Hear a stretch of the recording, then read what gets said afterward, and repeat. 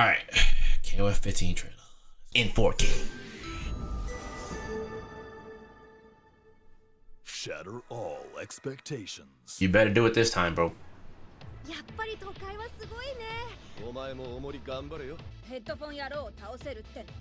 Yo, Lady Shune?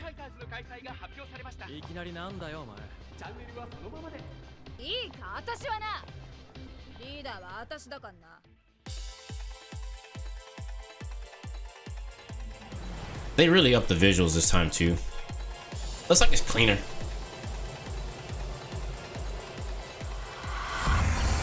KOF15!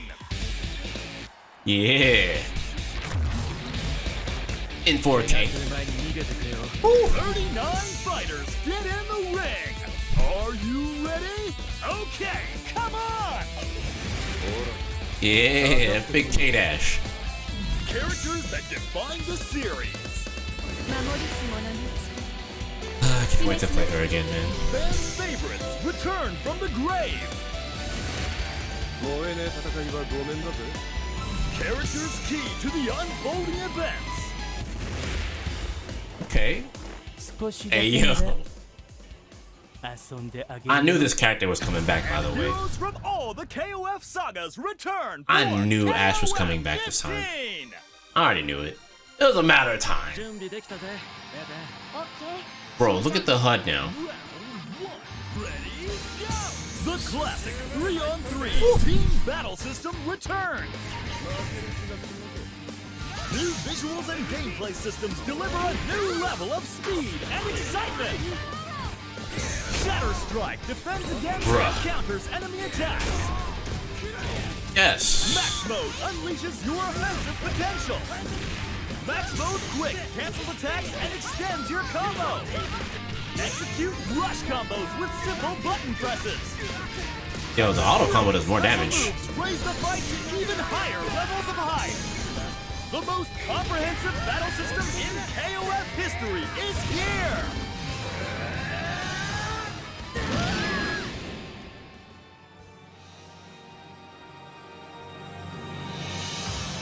Unravel the mysteries of the ongoing KOF saga in story mode. As the spotlight shines on the newly opened KOF tournament, a dormant force awakens.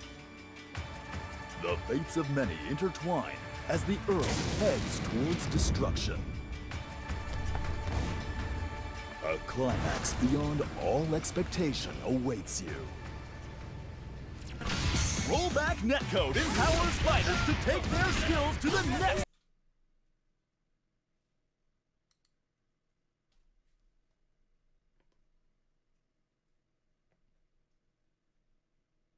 Excuse me? Rollback netcode? On KOF? Bruh. This time. Let me hear that again. Rollback netcode empowers fighters to take their skills. Rollback netcode empowers fighters to take their. Rollback netcode invitation awaits you. Rollback netcode in.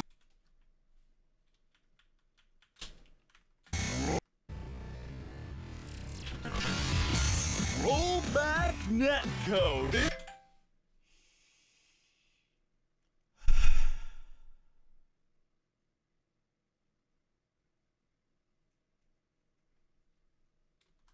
Empowers fighters to take their skills to the next level.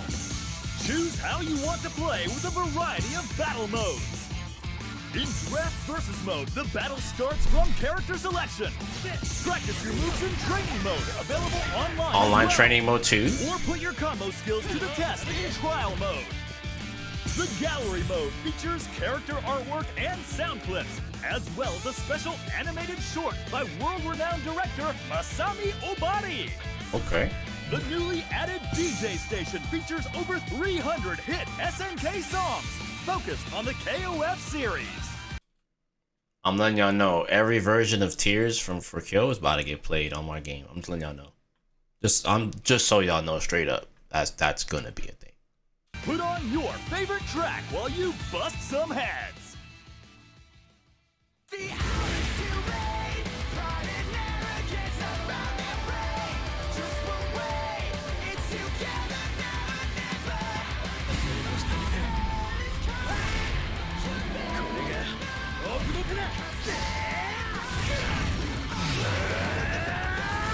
The King of Fighters 15.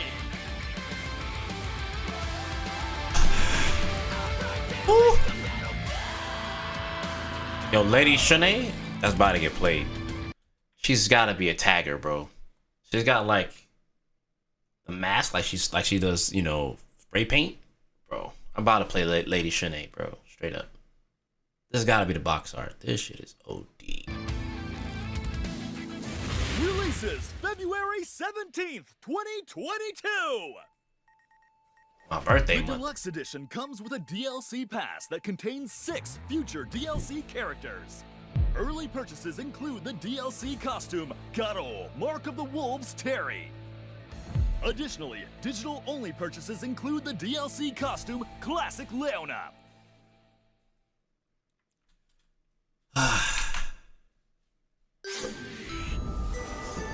Bruh. I'm gonna just let this sit right here. I'm gonna just let this cook right here. I'm gonna just let this cook. Which, obviously, rollback netcode's huge. But, like, the system mechanics, I feel like that... First off, actually, before I get into system mechanics, I want to give SNK props for one thing that I was hoping to see. I think the presentation of this game is phenomenal. I just want to put that out there. I 100% believe that the presentation right now is godlike. Like, this is godlike. Like, I love... And one thing for sure about SNK is they do a good job of presentation more often than not. I think 14, they kind of dropped the ball there. But I think this one looks really good. Like, the HUD is better than I anticipated. It looks better than 14. It just looks good. It's very, very clean. It's very, very clean. The backgrounds look good. Like, I feel like SNK did an amazing job with this game. I think I'm gonna just be upfront. One thing that people don't give SNK credit for is they've made their 3D visuals the best that they've made them since, like, well, for a long time, to be honest.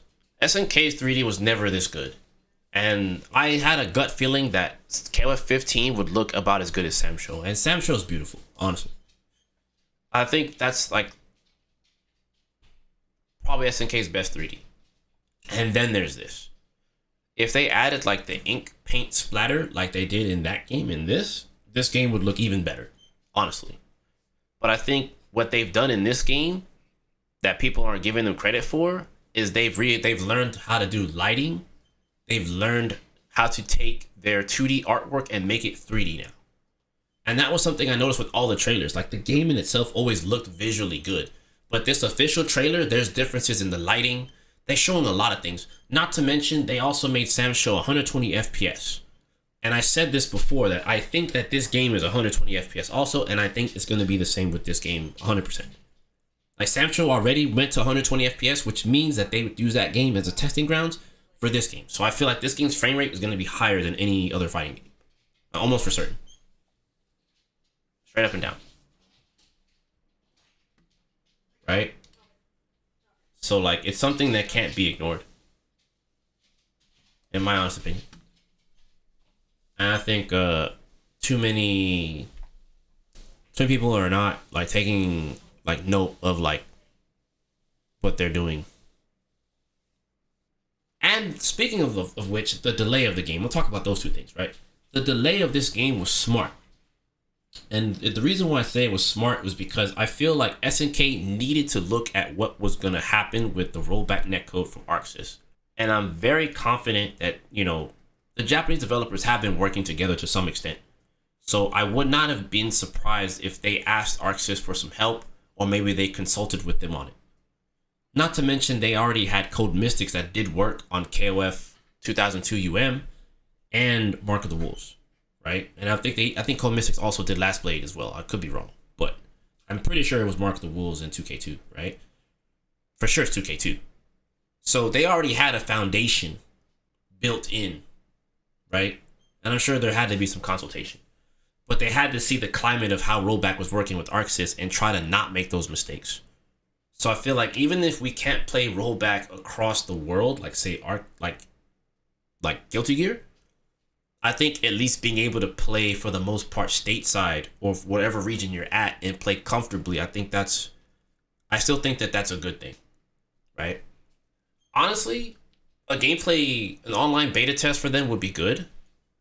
I don't really foresee them doing it. I think they're going to release it and just kind of just go from there and try to fix it as they go. I think they have the foundation. So I feel like their rollback is going to be mostly okay, but I'm not going to like hold my breath. But I feel like all the Japanese developers have learned from Street Fighter V's mistake, more or less, to not make it that way. But I also feel like SNK gave ArcSys some breathing room also to get their shit together while they fix their stuff. And now that Street Fighter V's in its last season, now this is the last fighting game to come out before Street Fighter 6. So this is outside of Xrd. I keep saying Xrd. Outside of Strive, sorry. I keep saying Xrd because I think I'm looking at Xrd on the side here. But outside of Strive, like this is the only other new fighting game coming out, right? So the only thing, so this is already going to be a pre-existing fighting game versus a new fighting game, right? So the pre-existing player base for Strive is not going to... If this game came out while Strive was in its phases right now, like they wanted it to, I think it'd have been more detrimental to KOF15.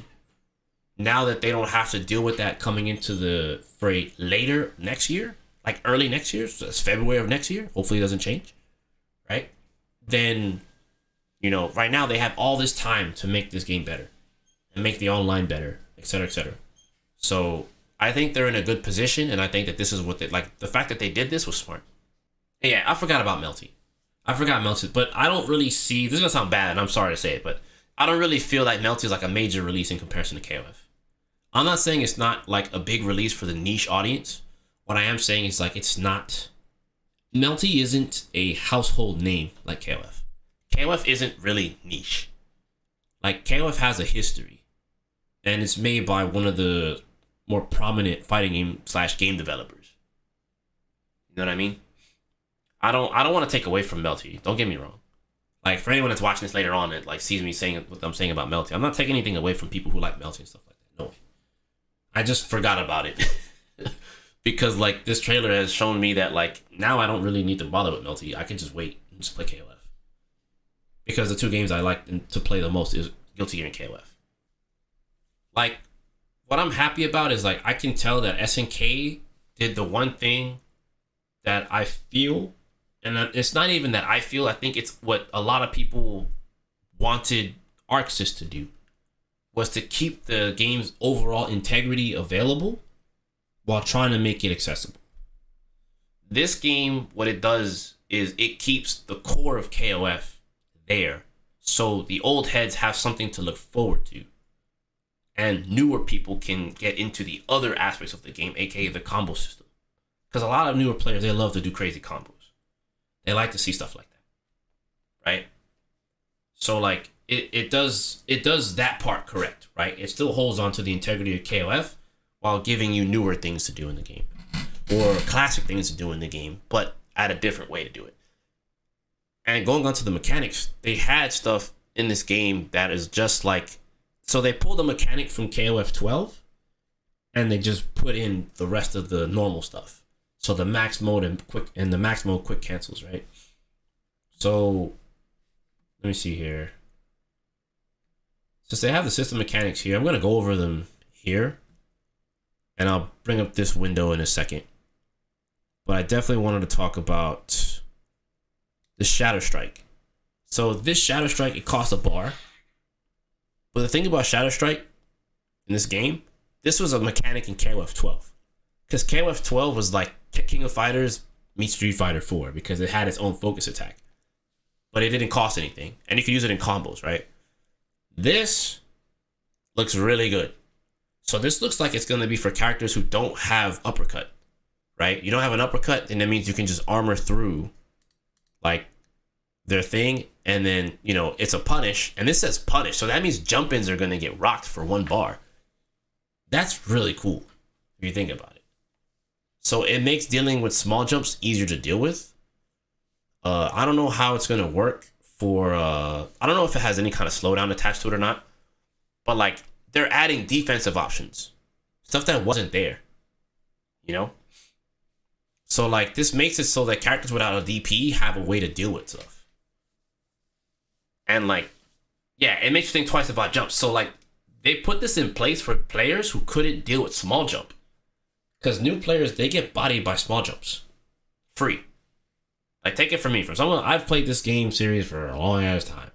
New players, they just, the one thing they always complain about is dying to, you know, small jumps. And now you have a way to deal with it for a bar, and then you get half a bar back on a successful one. That's huge. That's huge. Yeah, so empty jumps are going to be huge now.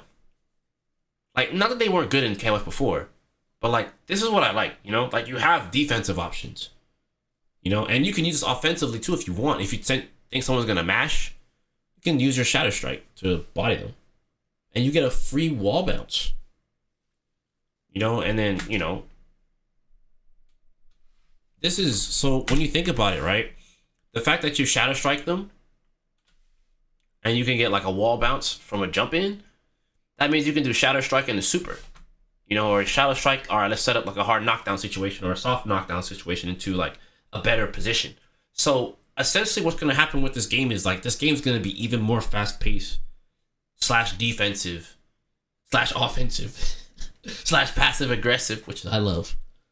You're going to see more players playing that way because of things like Shatter Strike.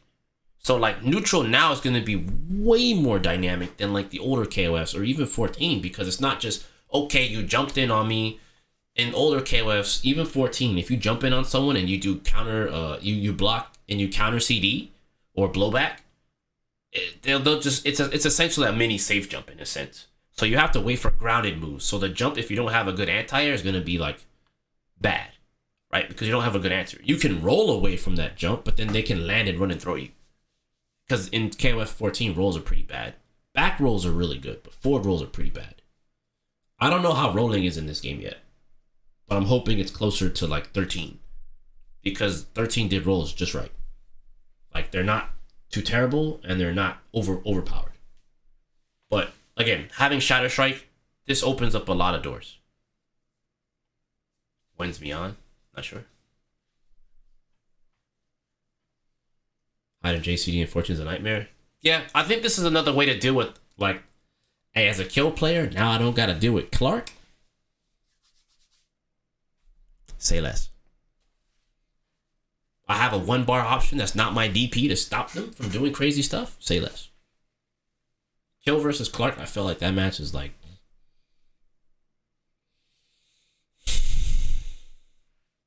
that's just like unwinnable, bro. That shit's so hard. That's really hard. That's a tough matchup for Kill, like every KOF, in my opinion. That's someone I've just, I don't know. This is my opinion. I'm not gonna sit here and say I'm like the kill god.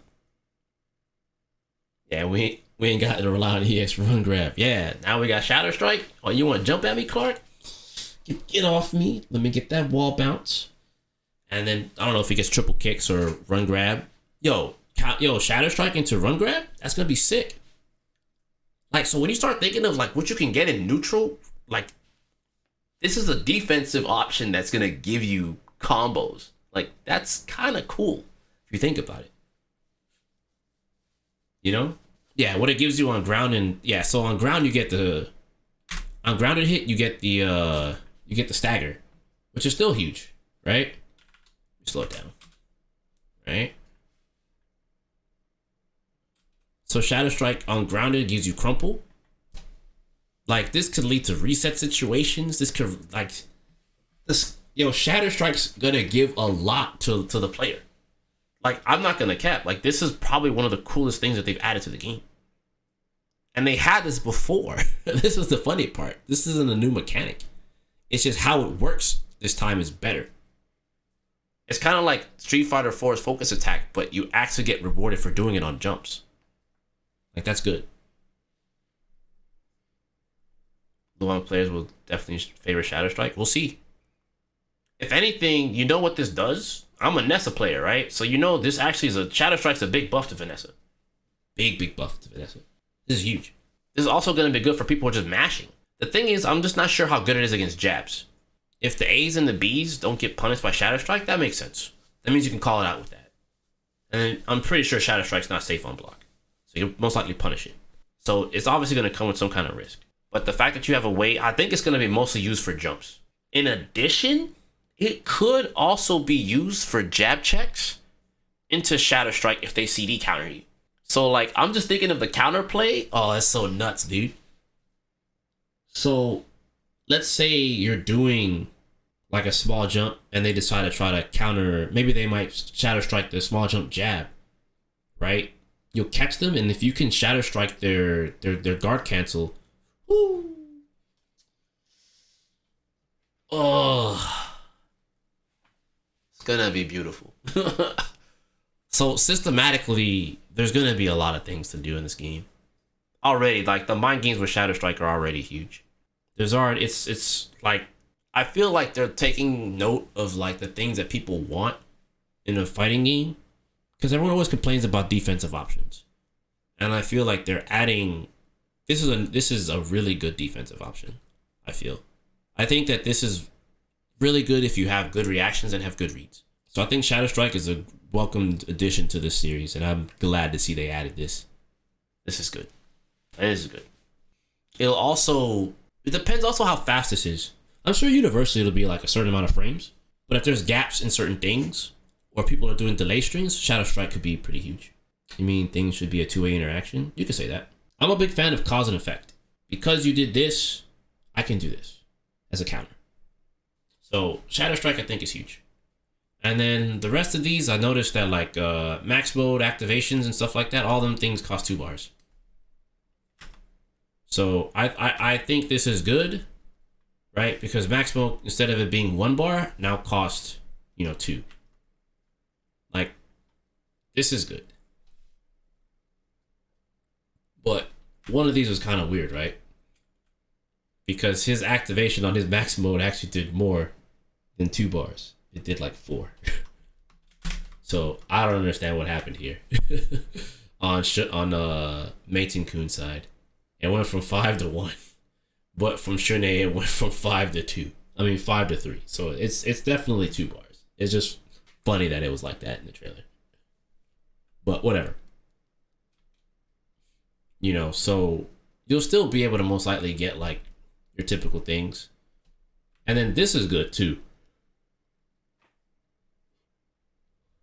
I like that the max mode quick cancel, right? It stops the game and allows the player to react. Boom. And then get in there, right? So we watch it real time. It lets you prepare. So I mean, you do get stuff, and then the rush combo. So it's probably like a deadly rave. EX moves cost what, 1 bar? No, EX moves cost half a bar. Yeah, that costs half a bar. So that's still good. So this is good.